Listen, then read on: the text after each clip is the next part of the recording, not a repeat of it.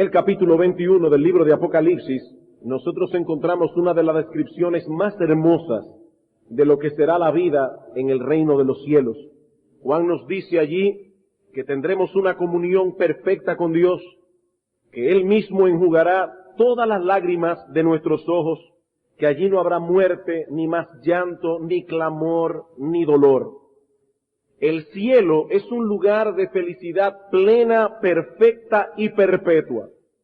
Al final de nuestro camino nos espera nuestro hogar, el lugar de nuestro reposo, donde disfrutaremos de Dios sin interrupción por los siglos de los siglos. Ahora, ¿qué sucederá en el interín, durante nuestro peregrinaje por este mundo de este lado de la eternidad? Bueno, la Biblia dice que tendremos que enfrentar muchas dificultades. De hecho, en este mismo pasaje de Apocalipsis, capítulo 21, dice en el versículo 7, el que venciere heredará todas las cosas, y yo seré su Dios, y él será mi hijo. El que venciere. Hay una guerra que pelear y tristemente no todos estarán en el lado correcto. Escuchen lo que dice en el versículo 8 de Apocalipsis 21. Pero, luego de decir que el cielo es un lugar glorioso, lleno de felicidad, donde estaremos en comunión con Dios, hay un pero. Pero los cobardes e incrédulos, los abominables y homicidas, los fornicarios y hechiceros, los idólatras y todos los mentirosos tendrán su parte en el lago que arde con fuego y azufre. Muchos morirán en su pecado, llegarán al final de sus días enemistados con Dios y sufrirán eternamente las consecuencias. Estarán en el lado equivocado de la batalla. Y los que encabezan esa lista, según nuestro texto, no son los homicidas, ni los fornicarios, ni los ladrones, ni los homosexuales, ni los idólatras. Los que encabezan esa lista son los cobardes. Los cobardes. La razón por la que muchos serán condenados en el día del juicio será la cobardía. La cobardía. No quisieron aceptar el reto que implicaba vivir como cristianos en un mundo impío. No estuvieron dispuestos a declararle la guerra al pecado y pelear la buena batalla de la fe. El Señor Jesucristo dijo en una ocasión que el reino de los cielos sufre violencia y que son los violentos los que lo arrebatan. La vida cristiana exige coraje y determinación. ¿Por qué muchos jóvenes no se convierten al Señor? Les falta pantalones para hacerlo. Tan sencillo como eso. Saben que esta es la verdad y pueden poner todas las excusas que quieran, les faltan pantalones para hacerlo. No tienen determinación, no tienen coraje. El reino de los cielos sufre violencia. Solo los violentos lo arrebatan. El cristiano se encuentra todo el tiempo en un campo de batalla, luchando contra el diablo del lado de Dios. Los cobardes no entrarán en el reino de los cielos. Aquel que no está dispuesto a sufrir burla y rechazo, aquel que no está dispuesto a mantener sus convicciones sin importar el precio que tenga que pagar por ello, no podrá vivir la vida cristiana. No podrá. Muchos se acercan al cristianismo con una visión muy romántica, con una visión utópica, y tristemente hay algunos evangelistas que contribuyen a esta visión utópica y romántica del Evangelio. Ven a Cristo, mi amigo, todos tus problemas se van a solucionar, tu vida será fantástica, serás feliz y vivirás de aquí en adelante con una sonrisa colgate en los labios para toda la vida. Eso no es verdad. Eso no es verdad. Algunas personas vienen a Cristo pensando que todos sus problemas se van a solucionar, que ya nunca más tendrán conflicto. Pero hermanos, amigos, nada más lejos de la realidad. Cristo dijo a sus discípulos, en el mundo tendréis aflicción. Aunque la salvación es gratis porque Cristo pagó el precio completo, nosotros tendremos que pagar un alto precio por seguirlo a Él. La salvación es gratis, pero el que le sigue a Él va a tener que pagar un precio. Primero la cruz, luego la gloria. Ese fue el camino por el que Cristo transitó. Ese es el camino que lleva al cielo. Primero la cruz, luego la gloria. Amigo, no te vamos a mentir para que tú vengas a Cristo en arrepentimiento y fe. La vida cristiana es gloriosa. Doy gracias al Señor que hace más de 24 años Cristo me salvó, siendo un joven de 17 años, y la única pena que me da es no haberme convertido antes. No, la vida cristiana es gloriosa. Y nada más glorioso que servirle a Cristo. Los seres más privilegiados del planeta son los cristianos. Pero el que decide seguir a Cristo debe saber que tendrá que enfrentar muchas dificultades. Es necesario, dice Pablo en Hechos capítulo 14, versículo 22, que a través de muchas tribulaciones entremos en el reino de Dios. Y el apóstol Pablo dice a Timoteo, en 2 Timoteo capítulo 3, versículo 12, todos los que quieran vivir piadosamente en Cristo Jesús padecerán persecución. Todos. En la parábola del sembrador, en Mateo capítulo 13, el Señor menciona el caso de aquel que oye la palabra de Dios y al momento la recibe con gozo, pero no tiene raíz en sí, sino que es de corta duración. Pues al venir la aflicción o la persecución por causa de la palabra, luego tropieza.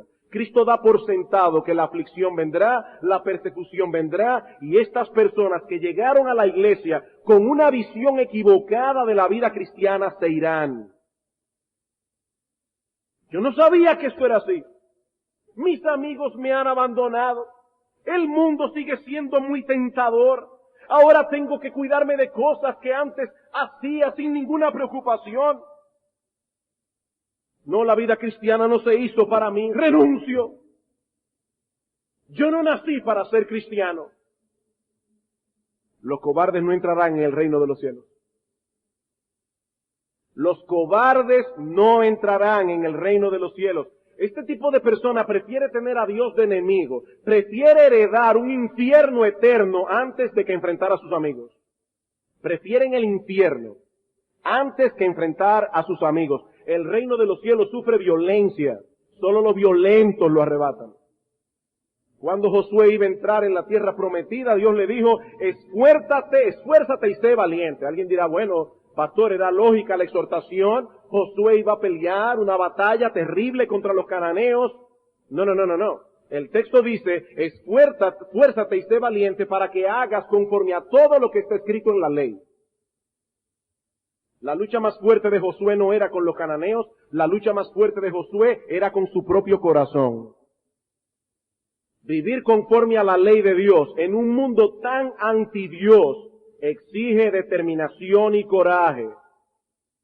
Tener a Dios como Dios en un mundo donde se idolatra el dinero, la fama, la diversión, hay que tener coraje para cumplir el primer mandamiento. Hay que tener coraje para adorar a Dios como Él dice en su palabra. Hay que tener coraje para guardar el día del Señor. Hay que tener coraje para que un joven no haga ciertas cosas porque él honra a su padre y a su madre. Hay que tener coraje. Esfuérzate y sé valiente, le dice Dios, para cuidar de hacer conforme a toda la ley. He ahí la lucha que todo cristiano debe librar día tras día. La lucha en pos de la santidad y la obediencia, la lucha por cultivar el carácter perfecto, el carácter santo de nuestro Señor Jesucristo. La lucha por no amoldarnos a este siglo. La lucha por no amoldarnos a la filosofía del pensamiento de este mundo. Es esa lucha la que el apóstol Pablo describe en Efesios capítulo 6, el texto que estamos estudiando en nuestra serie consecutiva de sermones en la epístola a los Efesios. Ya hemos considerado este pasaje en 2 sermones anteriores, pero aún nos quedan algunas cosas que ver. Efesios capítulo 6, versículos 10 al 20. Por lo demás, hermanos míos, fortaleceos en el Señor y en el poder de su fuerza. Vestíos de toda la armadura de Dios para que podáis estar firmes contra las acechanzas del diablo, porque no tenemos lucha contra sangre y carne, sino contra principados, contra potestades, contra los gobernadores de las tinieblas de este siglo, contra huestes espirituales de maldad en las regiones celestes. Por tanto, tomad toda la armadura de Dios para que podáis resistir en el día malo, y habiendo acabado todo, estar firmes. Estad pues firmes, ceñidos vuestros lomos con la verdad y vestidos con la coraza de justicia, y calzados los pies con el apresto del Evangelio de la paz. Sobre todo, tomad el escudo de la fe, con que podáis apagar todos los dardos de fuego del maligno, y tomad el yelmo de la salvación y la espada del Espíritu, que es la palabra de Dios, orando en todo tiempo con toda oración y súplica en el Espíritu, y velando en ello con toda perseverancia y súplica por todos los santos, y por mí, a fin de que al abrir mi boca me sea dada palabra para dar a conocer con denuedo el misterio del Evangelio, por el cual soy embajador en cadenas, que con denuedo hable de él como debo hablar. La semana pasada comenzamos a describir la armadura que Dios nos ha provisto para pelear esta batalla de la fe, pero solo tuvimos tiempo para examinar 3 de las piezas que Pablo menciona aquí: el cinto de la verdad, la coraza de justicia y el calzado del apresto del Evangelio de la paz. En la mañana de hoy vamos a considerar 3 piezas más, las que encontramos en los versículos 16 y 17. Aparte de las piezas que Pablo ha mencionado ya, ahora añade un escudo, un yelmo y una espada. Veamos en primer lugar el escudo de la fe. Dice Pablo en el versículo 16, sobre todo tomad el escudo de la fe. Los soldados romanos usaban básicamente 2 tipos de escudos. Aquellos que les gusta ver películas ambientadas en esta época, se habrán dado cuenta que algunas veces los soldados peleaban cuerpo a cuerpo con un escudo pequeño de 2 pies de diámetro y que se aseguraba a la mano con 2 correas de cuero. Pero otras veces usaban un escudo más grande de 1,20 m de largo y 75 centímetros de ancho, que es el que Pablo menciona en nuestro texto. Los romanos le llamaban en latín scutum, de donde viene nuestra palabra escudo. Era algo así como una puerta oblonga, una puerta de forma oblonga. De hecho, la palabra griega que Reina Valera traduce en nuestro texto como escudo, es una palabra que se deriva de la palabra griega que se traduce puerta. Puerta. Este escudo protegía el cuerpo de una de las armas más mortíferas de aquellos días: flechas empapadas de brea que eran encendidas en fuego. Así que sin este escudo, el soldado romano quedaba completamente a merced de sus enemigos. Este escudo era una pieza esencial en la armadura del soldado. Y Pablo nos dice aquí en nuestro texto que así también ocurre con el cristiano. Continuamente el enemigo de nuestras almas arroja sobre nosotros dardos de fuego. Y si no nos protegemos con el escudo de la fe, saldremos seriamente heridos. ¿Cuáles son esos dardos de fuego que el enemigo usa contra nosotros? Pensamientos malignos que nos incitan al pecado, a la desconfianza y al desaliento. Pensamientos malignos que nos incitan al pecado, a la desconfianza y al desaliento. Los creyentes son tentados con este tipo de pensamientos a la inmoralidad, al odio, la amargura, la envidia, la ira, el orgullo, el celo, la codicia, la mundanalidad, el temor, el desaliento, la duda.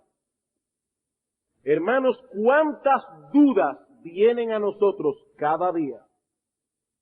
Dudas del amor de Dios, dudas de su sabiduría y su poder, dudas de su palabra, dudas de que podamos seguir corriendo la carrera, dudas de que la iglesia siga siendo fiel y permanezca hasta el fin, dudas todo el tiempo.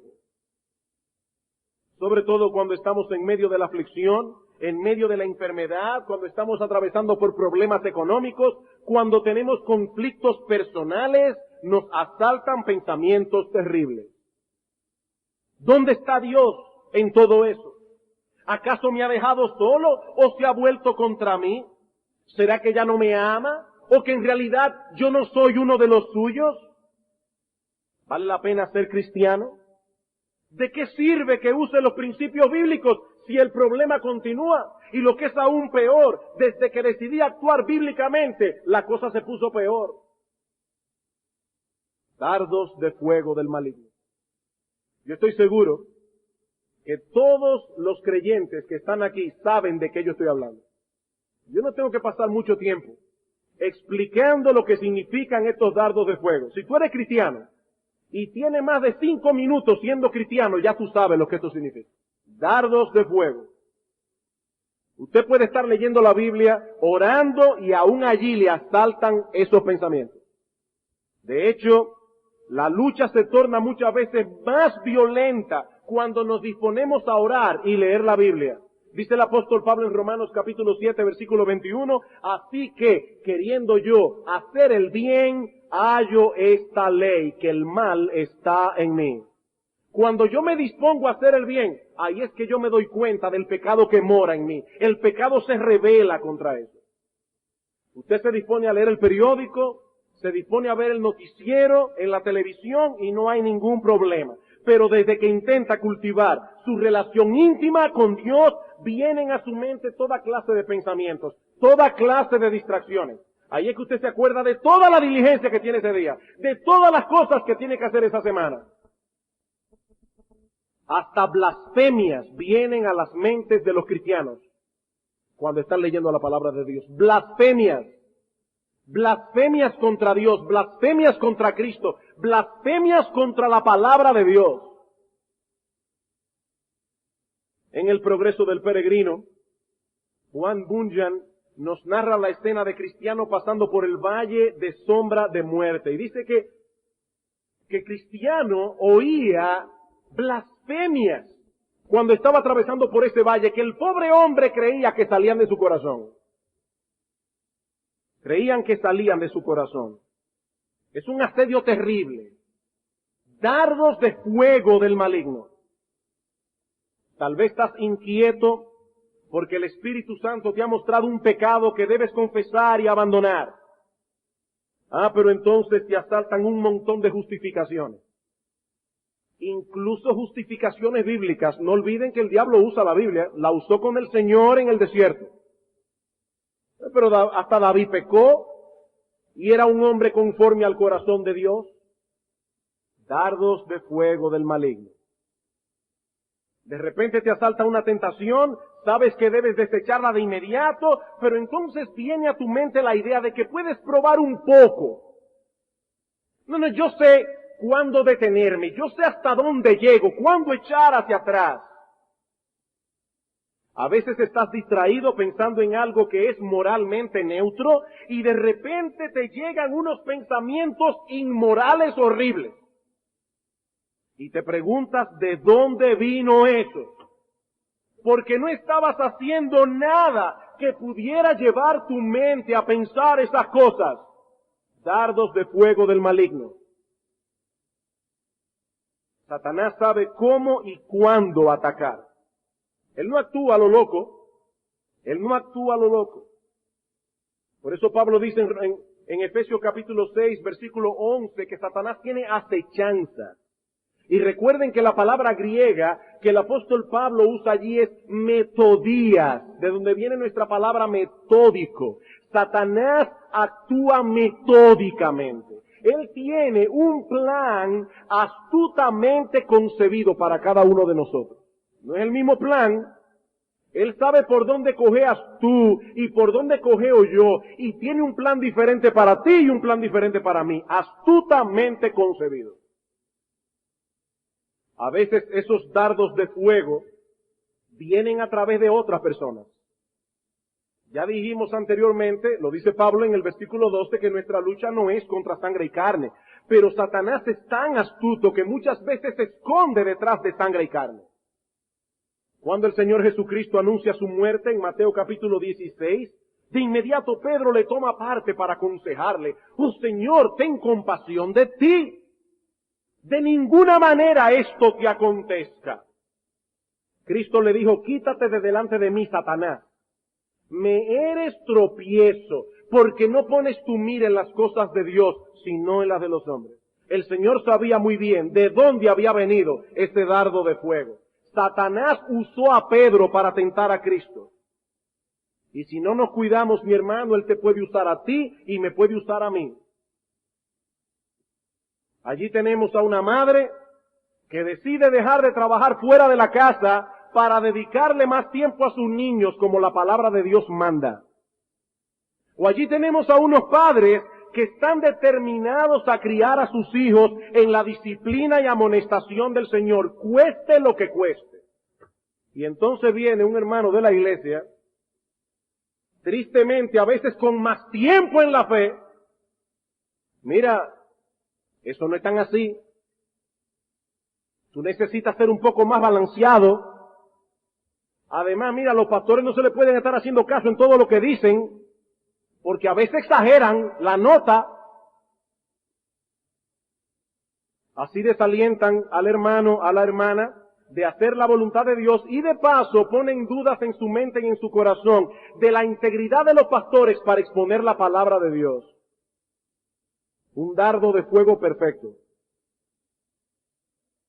Mi hermano, si lo que decimos los pastores viene de nuestra cabeza, todos tenemos derecho a cuestionar, porque aquí ninguno de nosotros es dueño de vuestra conciencia. Pero si lo que estamos diciendo hemos probado concienzudamente que es lo que dice la palabra infalible de Dios, entonces sea Dios veraz y todo hombre mentiroso. Y si tu conciencia te acusa porque tú sabes que has hecho eso, mi hermano, y has sido usado por el diablo para afectar el alma de otro, cuando termine este culto, mi amado hermano, mi amada hermana, ve donde esta persona y pídele perdón. Y si tú has sido víctima de esos ataques, mi hermano, ve donde ese hermano que te hizo el comentario y repréndelo con amor y con mansedumbre en el nombre de Jesucristo. Esa persona fue usada por el diablo para tirarte un dardo de fuego. Dardos de fuego del maligno.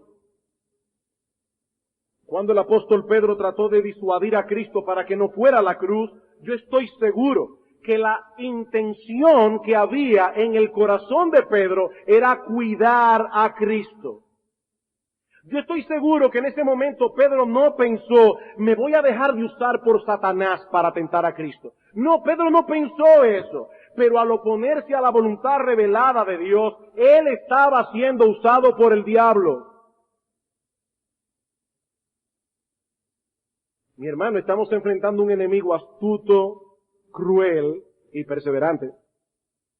Astuto, cruel y perseverante. ¿Cómo podremos defendernos de esos dardos de fuego del maligno? Bueno, dice el apóstol Pablo aquí, usando el escudo de la fe. Usando el escudo de la fe. Sobre todo, versículo 16, tomad el escudo de la fe, con que podáis apagar todos los dardos de fuego del maligno. No algunos, todos, dice Pablo. Es la confianza irrestricta en Dios y su palabra la única protección que tenemos contra los ataques, contra esas flechas encendidas del diablo. ¿Estás teniendo dudas del amor de Dios? ¿O piensas que Él te ha abandonado? Mi hermano, no te quedes allí paralizado sin hacer nada, porque esa flecha va a incendiar tu alma. Protégete de inmediato con el escudo de la fe. Dios no miente, y Él ha dicho en su palabra que nada puede separarnos de su amor. Romanos capítulo 8, versículo 39. Él ha dicho a través del profeta Jeremías que su amor es eterno. Jeremías capítulo 31, versículo 3. Cristo mi Salvador prometió estar conmigo todos los días hasta el fin del mundo. Mateo capítulo 28, versículo 20. Cuando Cristiano fue encerrado en el castillo de la duda por el gigante desesperación, otra vez citando el progreso del peregrino, ¿cómo pudo escapar Cristiano? Abrió la puerta con la llave de la promesa. Abrió la puerta con la llave de la promesa. Amados hermanos, debemos pensar correctamente para poder contrarrestar los ataques del enemigo. Pensar con la palabra de Dios. Poner delante de nosotros sus promesas. Es así como usamos el escudo de la fe. Los que estuvieron esta mañana en la escuela dominical recibieron mucha instrucción acerca de eso. Si Dios ha prometido, Él lo cumplirá, porque Él no puede mentir. Ahora, Satanás sí miente todo el tiempo. Satanás sí miente. Él es mentiroso y homicida. Nos engaña para destruirnos. Y la única manera en que podemos protegernos del engaño es trayendo a nuestras mentes la palabra de Dios. La palabra de Dios. Lo que estoy pensando es contrario a lo que dice Dios en su palabra, entonces es mentira. Lo que estoy pensando es contrario a lo que Dios dice en su palabra, es mentira. Seguro que es mentira. Mire, pastor, pero suena lógico, es mentira. No importa cuán lógico suene, no es verdad. Mira, si sigues el patrón bíblico y te pones a actuar y que con mansedumbre, no te van a respetar. Te van a tomar por tonto, se van a aprovechar de ti. Eso es mentira. Cúbrete de inmediato con el escudo de la fe. Dios me pide que haga las cosas a su manera y que deje los resultados en su mano. Encomienda a Jehová tu camino y confía en Él y Él hará. Salmo 34. Sin esa confianza en Dios, mi hermano, serás derrotado una y otra vez, una y otra vez. Todo lo que es nacido de Dios vence al mundo, dice Primera de Juan, capítulo 5, versículo 4. ¿Y cuál es la victoria que vence al mundo? Vuestra fe. Vuestra fe. Como bien ha dicho alguien, la fe es el escudo del cristiano. El diablo no puede hacer nada contra ella. Sus peores ataques son frustrados cuando el creyente usa el escudo de la fe. La fe, dice este autor, ofrece completa protección y hace el avance posible. Donde hay fe, no hay nada que temer. ¿Y qué es la fe? Es creer lo que Dios ha dicho por ninguna otra razón que porque Él lo ha dicho. No es porque a ti te parezca lógico, es porque Él lo dijo. Es porque Él lo dijo, simplemente. Es tomar a Dios y su palabra, es aceptar su enseñanza, obedecer sus mandamientos, tomar en serio sus advertencias y apropiarse de sus promesas. Donde hay fe, dice este hombre de Dios, la derrota es desconocida. El soldado que tiene la fe nunca será derribado por nada. El escudo de la fe. La fe es invencible. Por eso es que dice la Escritura que los cristianos andamos por la fe. No por vista, por la fe. Óyeme bien, mi hermano, lo que está escrito en este libro es más seguro que lo que tú estás viendo con tus ojos. Lo que tú estás viendo con tus ojos llega a tu mente a través del filtro de tus prejuicios, a través del filtro de tus temores. Es más segura la Biblia que lo que tus ojos te dicen. Amado hermano, cada pecado que cometemos es el resultado de creerle a Satanás y no a Dios. Cada pecado que cometemos es el resultado de creerle a Satanás y no a Dios. En medio de la tentación, en medio de la duda, lo que estamos debatiendo en nuestras mentes es a quién vamos a creer. ¿A quién vamos a creer? ¿Quién es el objeto de tu fe? ¿Dios o el diablo? Todo pecado es un acto de incredulidad. Cada victoria es un acto de fe. Todo pecado es un acto de incredulidad. Cada victoria es un acto de fe. La fe es el escudo del cristiano. ¿Sabes lo que hace la fe? Pone a Dios delante de ti. Te abre los ojos del alma para que puedas ver a Dios y su poder, a Dios y su sabiduría, a Dios y su amor. Por eso Moisés, con coraje, pudo enfrentar a Faraón. Que Moisés era guapo. No. No es que él era guapo. Es que él estaba viendo al invisible. Él estaba viendo al invisible. Ustedes han visto esos muñequitos donde hay un malón que está tratando de oponerse a alguien y de repente viene el primo del otro, que es 1000 veces más grande. Y el muñequito chiquito está mirando al primo atrás del malón. Y el malón preguntándose, ¿por qué se ríe este individuo? Si yo soy más fuerte que él. Porque tengo al primo atrás. El primo atrás. Moisés no era más guapo que tú ni más guapo que yo. Moisés era creyente, esa es la diferencia. No es que era más guapo, es que tenía fe. Él se sostuvo como viendo al invisible. Por eso es que los cobardes no irán al reino de los cielos. No irán. El infierno estará lleno de gente cobarde. Y el texto de Apocalipsis conecta a los cobardes con los incrédulos. A los cobardes con los incrédulos. ¿Por qué son cobardes? Porque son incrédulos. Porque son incrédulos. Proverbios capítulo 30, versículo 5, toda palabra de Dios es limpia. Él es escudo a los que en Él esperan. Dios es nuestro escudo cuando confiamos en Él. La fe nos coloca al lado de Dios, al ladito de Dios. Mi hermano amado, ¿qué tan consciente tú estás de los dardos de fuego del maligno? ¿Y con cuánta frecuencia usas el escudo de la fe cuando eres atacado? ¿Qué tan frecuentemente? ¿Estás creciendo en el conocimiento de la palabra de Dios para que puedas hacer un uso eficaz de ese escudo? Confiar en Dios no es otra cosa que descansar plenamente en lo que Él ha dicho, en lo que Él ha revelado en su palabra. Fe en Dios y fe en la Biblia son la misma cosa. Fe en Dios, fe en la Biblia, eso es exactamente lo mismo. Ahora, ¿cómo puede alguien confiar en una Biblia que no conoce? ¿Cómo? ¿Cómo podemos traer a nuestras mentes promesas que nunca hemos leído? ¿Cómo podemos traer a nuestras mentes en el momento preciso una promesa en la que nunca meditamos? ¿Cómo? Hermanos, tenemos que aprender a usar con destreza la palabra de Dios y disponer nuestros corazones a descansar plenamente en el hecho de que Dios es veraz. Si Él lo dijo en su palabra, así es. Dios es 100% confiable. 100%. El cielo y la tierra pasarán, dice el Señor, mis palabras nunca pasarán. Nunca pasarán. Óyeme bien, mi hermano, es más fácil que se destruya el universo antes de que una palabra de Dios caiga a tierra.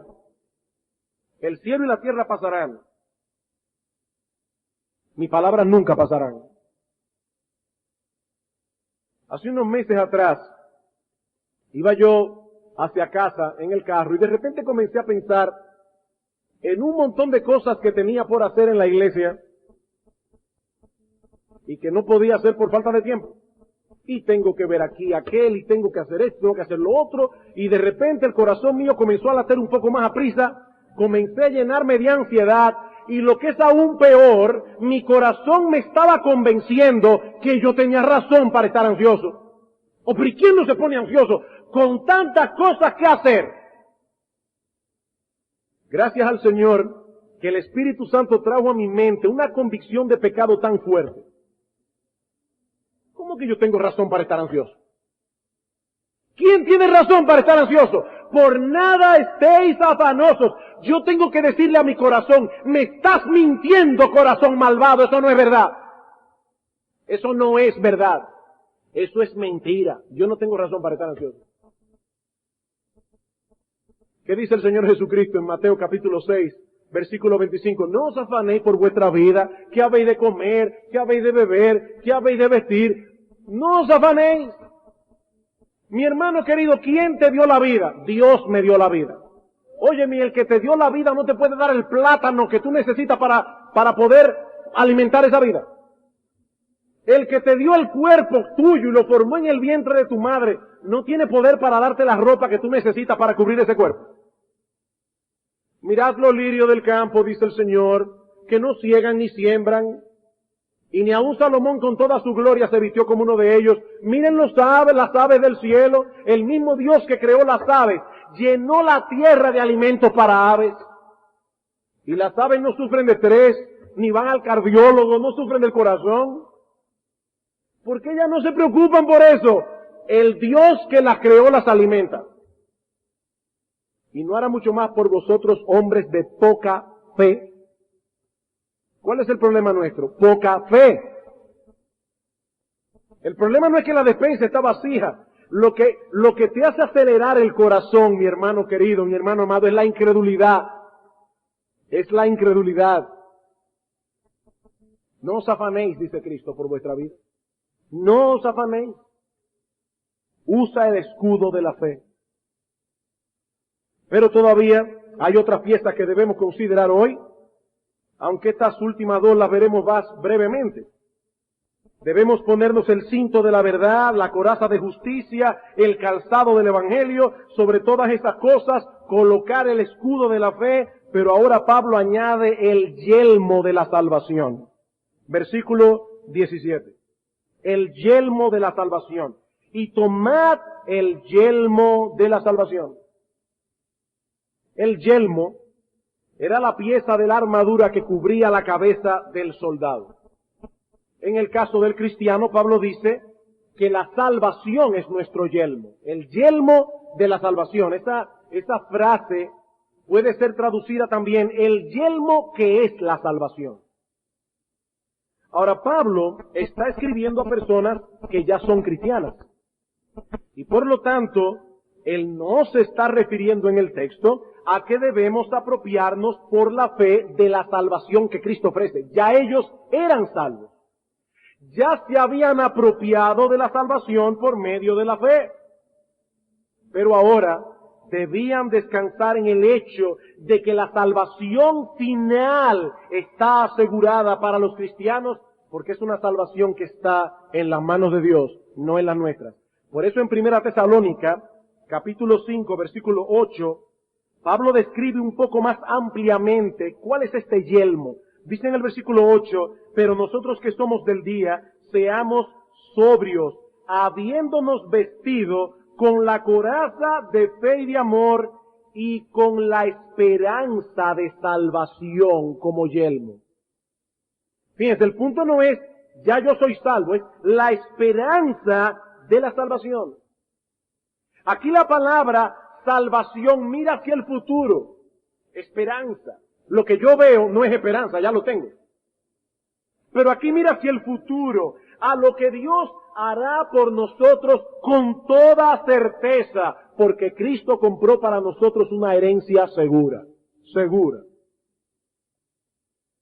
Lo que Pablo nos está diciendo en el texto es que si queremos pelear bien esta batalla, debemos ponernos un yelmo para cuidar nuestras cabezas. Debemos proteger nuestras mentes con este pensamiento, Esta lucha no será para siempre. Esta lucha no será para siempre. Algún día dejaremos atrás este campo de batalla. Algún día este conflicto terminará. Nunca más tendremos problemas con el pecado. Nunca más tendremos tentaciones. Nunca más sentiremos la vergüenza de haber pecado contra Dios. Nunca más. Algún día, hermanos, adoraremos a Dios sin distracción. Es una de las cosas que a mí más me abaten. A veces estoy yo cantando un himno aquí en la iglesia y de repente me doy cuenta de que mi mente se fue lejísimo. Qué tristeza me da, cuánta vergüenza. Hermanos, algún día adoraremos a Dios sin distracción. Algún día todo nuestro amor será para Él. Nuestro corazón nunca más estará dividido. Toda tristeza, todo dolor, toda aflicción, todo conflicto habrá terminado para siempre. Para siempre. Y nuestros ojos verán todo aquello que la sangre de Cristo compró para nosotros. Y hermanos, brillaremos como el sol en el reino de nuestro Padre. Brillaremos como el sol. Lo que estamos sufriendo aquí son dolores de parto. Son dolores de parto. A veces me viene a la mente la idea de qué pasaría con las mujeres si el embarazo, en vez de ser un proceso a través del cual dieran a luz un niño, fuera un virus, una enfermedad. Imagínese que usted de repente coge el virus del embarazo y comienza a ponerse gorda, a cansarse, toda la comida le cae mal. Hermanas que han dado a luz, ustedes conocen todos los malestares de embarazo mejor que yo, porque nunca he estado embarazado. Ahora imagínese, mi hermana, que usted se pasa 9 meses con este virus y al final de los 9 meses el virus se pasa, usted pierde la barriga y vuelve a su estado normal pero sin niño. Qué terrible sería esa enfermedad. Qué terrible sería esa enfermedad. En vez de nosotros decir, ¿a que tú no sabes quién está embarazada? No sería, óyeme, tú no sabes quién se enfermó de embarazo. Eso sería terrible. Bueno, mi hermano, mi hermana, nosotros estamos aquí pasando el embarazo, pero el niño viene seguro. Eso es lo que Pablo está diciendo aquí. Pónganse en la cabeza que el niño viene seguro. La esperanza de salvación como yelmo. Algún día heredaremos lo que Jesucristo compró para nosotros. Algún día le veremos cara a cara. Algún día brillaremos como el sol en el reino de nuestro Padre. Algún día. El que tiene esa esperanza pelea con fuerza. Pelea con fuerza. Mi hermano, si tú quieres pelear bien, mantén tus ojos fijos en esa gloria que nos espera. No dejes que el diablo te desaliente haciéndote pensar que todo esto es inútil. No es inútil. No es inútil. Tú y yo nos dirigimos con certeza a la Canaán celestial, a la tierra prometida. Aunque el camino es empinado y a veces se torna muy difícil de transitar, mi hermano, este es el camino que va al cielo. Este es el camino que va al cielo. Eso es lo que hay al final de este camino, el cielo. Yo no sé cuántos de ustedes han ido, y no quiero hacer una comparación que sea demasiado débil, y va a ser débil, pero yo no sé cuántos de ustedes han ido a la playa de Rincón. Una playa hermosísima de nuestro país. Ahora, el camino para llegar a la playa de Rincón es infernal. El que no ha llegado todavía a la playa dice, mi madre, pero ¿y qué es esto? Ahora, los que han ido a la playa de Rincón dicen, no importa, es que la playa vale la pena. La playa vale la pena. Bueno, mi hermano, este camino de la vida cristiana a veces se pone mucho más difícil que el camino a la playa de Rincón. Pero el sitio donde nosotros vamos es infinitamente más hermoso que cualquier playa de este planeta. Nosotros vamos a la Canaán celestial. Inútil es la vida del impío. Esa sí que es inútil. Esa sí que es inútil. Viven sin Dios aquí y sin gloria allá. Qué triste. Sin esperanza y sin Dios en el mundo. A mí me dan pena los impíos. Me parte el corazón ver a una persona que no conoce a Cristo. Qué terrible la vida de una persona así. Es una vida inútil, sin sentido, desgraciada, miserable. Miserable aquí y será miserable allá por toda la eternidad, por los siglos de los siglos. Esa sí que es una vida inútil. Sin un Padre aquí y sin un cielo allá. Eso sí que es inútil. Eso sí que es inútil. Pero no la nuestra. Inútil nuestra vida, de ninguna manera. ¿Saben lo que hacen los marineros cuando están subidos en uno de esos mástiles en el barco y de repente comienzan a sentirse mareados? Que miran al cielo. Desde que ven un punto fijo en el firmamento, se le quita el mareo. Bueno, mi hermano, cuando las circunstancias de la vida te estén mareando y tú de repente sientes que el suelo que está debajo de tus pies se está moviendo, que estás en arena movediza y que pronto vas a caer de bruces, mi hermano, mira al cielo. Mira al cielo. Con toda certeza nos dirigimos hacia allá. Con toda certeza. Nuestra salvación es segura porque está en las manos de Dios, no en la nuestra. No en la nuestra. Por eso es que Pablo, en 1 Corintios 15, cuando está discutiendo el tema de la resurrección, dice, si no hay resurrección, entonces dice él, si como hombre batallé en Éfeso contra fieras, ¿qué me aprovecha? Si los muertos no resucitan, comamos y bebamos que mañana moriremos. Si no hay resurrección. Ahora, si hay resurrección, vale la pena no solo luchar contra fieras, vale la pena luchar contra lo que sea, porque hay resurrección. La esperanza de salvación. Primera de Juan, capítulo 3, versículo 1, dice, amados, aún no somos lo que hemos de ser, pero cuando Él se manifieste, seremos semejantes a Él, porque le veremos tal como Él es. ¿Y qué dice Pablo? El que tiene esta esperanza se purifica a sí mismo. Esta esperanza purifica.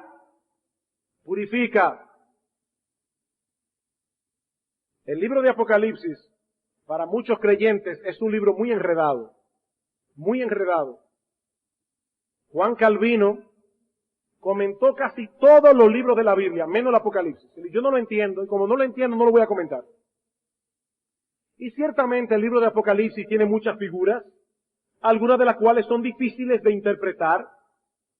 Pero mi hermano, el libro de Apocalipsis tiene una enseñanza muy simple. Muy simple. Allí vemos al pueblo de Dios luchando contra monstruos, luchando contra fieras, luchando contra bestias de 10 cabezas, cuernos. Son figuras. No vayan a pensar que eso es así, son figuras.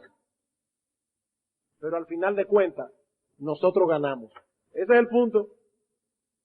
Al final de cuentas, nosotros ganamos. Tú quieres interpretar correctamente el libro de Apocalipsis, no te quites eso de la cabeza.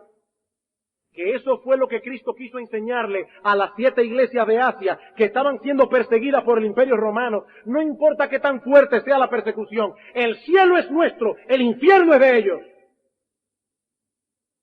La esperanza de salvación. ¿Cómo fue que Abraham se sostuvo a través de su peregrinaje por este mundo con tantas pruebas de fe? Dice, porque él esperaba una ciudad que tiene fundamentos, cuyo arquitecto y constructor es Dios. Esa esperanza alimentaba la fe de Abraham.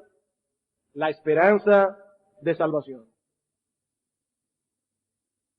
Finalmente, Pablo menciona la única pieza de la armadura que es particularmente ofensiva. Versículo 17 otra vez. Versículo 17. Y tomad el yelmo de la salvación y la espada del Espíritu, que es la palabra de Dios. La espada del Espíritu. Hasta ahora el apóstol Pablo nos había dicho cómo defendernos de los ataques del enemigo. Pero hermanos, los creyentes no deben limitarse únicamente a defenderse. No, nosotros tenemos un reino que conquistar. Por eso es que el Señor dice en Mateo capítulo 16, versículo 18, le dice a Pedro, sobre esta roca edificaré mi iglesia y las puertas del Hades no prevalecerán contra ella. Y siempre que leo este texto, digo lo mismo. Así que hermanos, perdónenme que lo repita otra vez. Pero mis hermanos amados, la imagen que Cristo presenta allí de la iglesia no es la de un grupito de cristianos atrincherados en una esquina para que el diablo no lo conquiste. No. La figura que este texto presenta de la iglesia es la de un ejército conquistando un reino. Y el diablo es el que está atrincherado. Pero dice el texto que las puertas del infierno no prevalecerán contra este ejército. Que se defiendan ellos, no nosotros. Claro que tenemos que defendernos del ataque del enemigo. Pero no olvidemos que también tenemos que atacar. También tenemos que atacar. Tenemos un reino que conquistar. Y para ello se nos ha provisto un arma poderosísima. La infalible, inerrante y todo suficiente palabra de Dios. Esta palabra, dice Pablo, es la espada del Espíritu. ¿Por qué? Bueno, en primer lugar, porque fue el Espíritu quien la inspiró. En segundo lugar, porque es el Espíritu quien nos ayuda a interpretar correctamente la Biblia. Y en tercer lugar, porque es el Espíritu quien aplica esta palabra en nuestros corazones. Es la espada del Espíritu. De modo que cuando usamos las Escrituras adecuadamente, por medio de ellas se manifiesta el poder del Espíritu Santo. Para edificar a los creyentes, para salvar a los perdidos. Hermanos, por eso es que nosotros debemos insistir en predicar la palabra de Dios. La palabra de Dios. Nosotros podemos venir aquí cada domingo a hacerte un culto bien entretenido. Bien entretenido. Que tú te vayas de aquí diciendo, ay, yo gocé más en la iglesia hoy. Fue precioso el culto. Pero si la palabra de Dios no fue expuesta fielmente, con fidelidad, con profundidad, con claridad, mi hermano, tú viniste aquí a nada. A nada. Nosotros venimos a la iglesia a ser apertrechados con la palabra de Dios. ¿Qué dice Juan capítulo 17, versículo 17? El Señor orando al Padre: Padre, santifícalos en tu verdad. Tu palabra es verdad. Tu palabra es verdad. Segunda a Timoteo 3:16, el texto clásico de la inspiración. Toda la Escritura es inspirada por Dios y útil para enseñar, para redarguir, para corregir, para instruir en justicia, a fin de que el hombre de Dios sea perfecto, enteramente preparado para toda buena obra. ¿Y saben qué dice inmediatamente el apóstol Pablo? Timoteo, predica la palabra. Porque la palabra de Dios es útil. La palabra de Dios debe ser predicada. Todas las personas que me conocen personalmente saben, aunque esto parece una alabanza a mí mismo y me da trabajo, yo no me estoy alabando, simplemente estoy diciendo algo de mi carácter. Saben que yo tengo un buen sentido del humor. Pero hermano, cuando yo vengo al púlpito, yo no vengo a hacer chistes, yo no vengo a contar historias, yo no soy un showman, yo soy un predicador de la palabra de Dios. Yo puedo pasarme aquí una hora entreteniéndolas a ustedes con un montón de historias, pero estaría siendo infiel al Dios que me llamó. Por eso decía un siervo de Dios, el pastor Albert Martin: no se puede ser payaso y profeta al mismo tiempo. O usted es un payaso, o usted es un profeta, pero no se puede ser las dos cosas al mismo tiempo. Nosotros venimos aquí a predicar la palabra de Dios, porque es la palabra de Dios, dice Pablo en Hechos capítulo 20, versículo 32, la que tiene poder para sobreedificaros. Y el apóstol Pablo, escribiendo a los tesalonicenses, dice: doy gracias a Dios, porque cuando recibieron la palabra que oísteis de nosotros, la recibisteis no como palabra de hombres, sino según es en verdad la palabra de Dios, la cual actúa en vosotros los creyentes. La palabra de Dios actúa. ¿Qué está pasando en muchas iglesias hoy día? Que están haciendo un montón de cosas a expensas de la predicación de la palabra de Dios. Cada vez es menos el tiempo que se dedica a predicar la palabra y cada vez es más el tiempo que se dedica a entretenimiento. Eso es una maldición. Y se le está haciendo daño a los creyentes. Porque no se les está dando una dieta balanceada de la palabra de Dios. Timoteo, predica la palabra.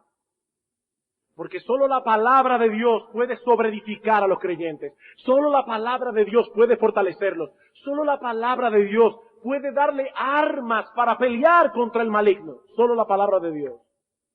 ¿Y cómo se van a salvar los inconversos? Oyendo la palabra de Dios. Cuando el rico de la parábola del rico y Lázaro le dice a Abraham: ay, padre Abraham, envía a Lázaro de entre los muertos a que vaya y advierta a mis hermanos para que ellos no vengan a este lugar de tormento. A Abraham le dice: a los profetas y a Moisés tienen. En otras palabras, ellos tienen las escrituras. Ellos no necesitan que Lázaro se levante de los muertos. El rico dice: pero padre Abraham, es que yo estoy seguro que si ellos ven a Lázaro que resucita y les advierte de este horrible lugar, se arrepentirán. ¿Qué dice nuestro Señor Jesucristo? Si no oyen a Moisés y a los profetas, tampoco se persuadirán, aunque alguno se levantare de los muertos. Si los inconversos no se van a salvar oyendo la palabra de Dios, créanme, no se van a salvar con ninguna otra cosa. No es el método lo que está fallando. Es la dureza del corazón de ellos. No es el método. Dice Pablo: agradó a Dios salvar a los creyentes por la locura de la predicación. La fe viene por el oír. Y el oír por la palabra de Dios. Esa es la espada del Espíritu. Esa es la espada del Espíritu. Bien, hermanos, he aquí el cuadro general que Pablo presenta de la lucha del cristiano. Y he aquí la armadura que debemos usar para el combate. Debemos fortalecernos en el Señor y en el poder de su fuerza, pero debemos también ser responsables en ponernos esta armadura pieza por pieza. Pieza por pieza. Alguien ha resumido la enseñanza de este pasaje diciendo que esta armadura consiste en creer correctamente, comportarnos como Dios desea, recordar que estamos en paz con Él a través de Cristo, confiar en sus promesas y mirar hacia el cielo con anticipación. En pocas palabras, llenar nuestras mentes con pensamientos de lo que Dios ha revelado en su palabra. Para permanecer firme en esta batalla, debo alimentar mi mente. Esta debe ser nutrida con la verdad divina, dice este autor. Alimentar mi mente. Yo no sé cuántos de ustedes se habrán dado cuenta, a medida que fuimos exponiendo este pasaje de Efesios, que la mente ocupa un lugar preponderante en esta batalla. La mente es el cuartel general, mi hermano. El que controla la mente, controla la vida. La mente. Como tú piensas, así vives. Como tú piensas, así actúas. La pregunta es, ¿cómo tú piensas? ¿Cómo tú piensas? Mi hermano, ¿qué controla tu proceso de pensamiento? Te voy a dar una táctica para verificar esto. El día tiene 24 horas, de esas 24 horas tú te pasas como 14 despierto. En esas horas, ¿cuántos versículos, cuántas promesas, cuántas advertencias de la palabra de Dios tú traes continuamente a ti? Vas a tomar una decisión, vas a dar un permiso a tu hijo, lo que sea. ¿Cuál es el principio bíblico que debe gobernarme aquí? Eso es lo que debes pensar de inmediato. ¿Cuál es el principio bíblico? Tú piensas así. Si tú no piensas así, créeme, tú estás siendo controlado por la filosofía de este mundo. Tú eres un mundano. Tú eres un mundano. Porque el cristiano tiene que estar continuamente examinándolo todo con la palabra de Dios. Continuamente. Cada cosa que oye, cada cosa que dice, cada cosa que ve, la palabra de Dios. Y no es que uno va a estar loco ahora, buscando cada versículo donde empata. No, esto es algo natural. Es que la palabra de Dios nos da una forma de pensar. Yo no tengo que decir Juan 3:43, Romanos 5:8. No. La palabra de Dios nos da una forma de pensar y es algo que actúa automáticamente. Automáticamente. Óyeme bien, mi hermano, si no es la palabra de Dios que controla tu pensamiento, otra cosa lo está haciendo. Y esa otra cosa es mentira. Porque solo Dios es verdad. Solo su palabra es verdad. Santifícalos en tu verdad. Tu palabra es verdad. Si la Biblia no está controlando tu proceso de pensamiento, tú tienes un proceso de pensamiento equivocado. Estás viviendo en una forma equivocada. Estás viviendo una ilusión. La mentira te domina. La mentira te domina. Mi hermano, tú estás alimentando tu mente con la palabra de Dios. Estás alimentando tu mente con la palabra de Dios. Dice Pablo en Colosenses capítulo 3, versículo 16, la palabra de Cristo more en abundancia en vosotros.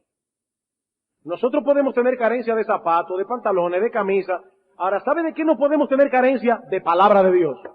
No podemos carecer de eso. La palabra de Cristo more en abundancia en nosotros. Y yo vuelvo a preguntarte, ¿es ese tu caso? ¿Es ese tu caso? ¿Meditas en esa palabra?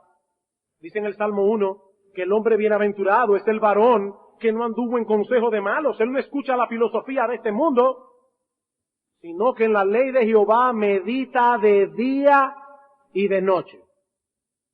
¿Es eso lo que haces tú? Meditar en la ley de Jehová día y noche. Traes esa palabra a tu mente todo el día para ver todas las cosas a través de ese prisma bíblico. Mi hermano amado, estamos en una guerra y no existe atajo alguno para obtener la victoria. No hay atajos. Debemos aprender a pensar bíblicamente y eso requiere esfuerzo. Eso requiere esfuerzo. Pero hermanos, ese esfuerzo bien vale la pena. Vale la pena que la verdad de Dios nos controle para que podamos vivir como cristianos en este mundo incrédulo para la gloria de su santo y bendito nombre.